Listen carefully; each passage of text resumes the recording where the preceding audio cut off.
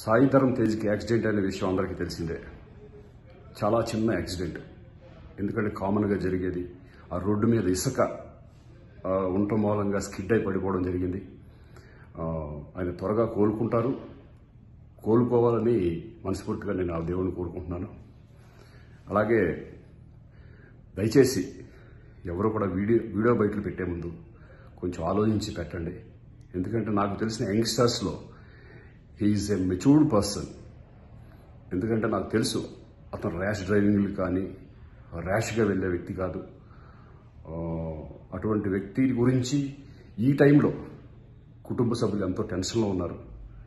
ఇటువంటి టెన్షన్లో మనం పెట్టే బయట్లు ఆ కుటుంబానికి ఇంకా టెన్షన్ వాతావరణం క్రియేట్ చేసి ఉంటుంది. దయచేసి నాకు నరేష్ గారు పెట్టిన బైట్ ఎందుకో ఈ టైంలో చనిపోయిన వాళ్ళ గురించి ఎతకుండా ఉంటే బాగుండేదేమో అనేది నాకు అనిపించింది. సో దయచేసి ఇటువంటి బయటలు ఎవ్వరూ పెట్టొద్దని నేను మనస్ఫూర్తిగా కోరుకుంటున్నాను. త్వరగా కోలుకోవాలని ఆ భగవంతుడిని నేను ప్రార్థిస్తున్నాను. సాయిధరం తేజ్కి యాక్సిడెంట్ అనే విషయం అందరికీ తెలిసిందే. చాలా చిన్న యాక్సిడెంట్. ఎందుకంటే కామన్గా జరిగేది. ఆ రోడ్డు మీద ఇసుక ఉండటం మూలంగా స్కిడ్ అయి పడిపోవడం జరిగింది. ఆయన త్వరగా కోలుకుంటారు. కోలుకోవాలని మనస్ఫూర్తిగా నేను ఆ దేవుని కోరుకుంటున్నాను. అలాగే దయచేసి ఎవరు కూడా వీడియో బయటలు పెట్టే ముందు కొంచెం ఆలోచించి పెట్టండి. ఎందుకంటే నాకు తెలిసిన యంగ్స్టర్స్లో హీఈస్ ఎ మెచ్యూర్డ్ పర్సన్. ఎందుకంటే నాకు తెలుసు అతను ర్యాష్ డ్రైవింగ్లు కానీ ర్యాష్గా వెళ్ళే వ్యక్తి కాదు.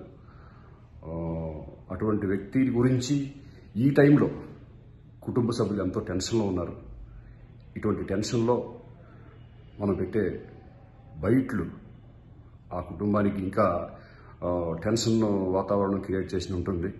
దయచేసి నాకు నరేష్ గారు పెట్టిన బైట్ ఎందుకో ఈ టైంలో చనిపోయిన వాళ్ళ గురించి ఎతకుండా ఉంటే బాగుండేదేమో అనేది నాకు అనిపించింది. సో దయచేసి ఇటువంటి బయటలు ఎవ్వరూ పెట్టొద్దని నేను మనస్ఫూర్తిగా కోరుకుంటున్నాను. త్వరగా కోలుకోవాలని ఆ భగవంతుడిని నేను ప్రార్థిస్తున్నాను.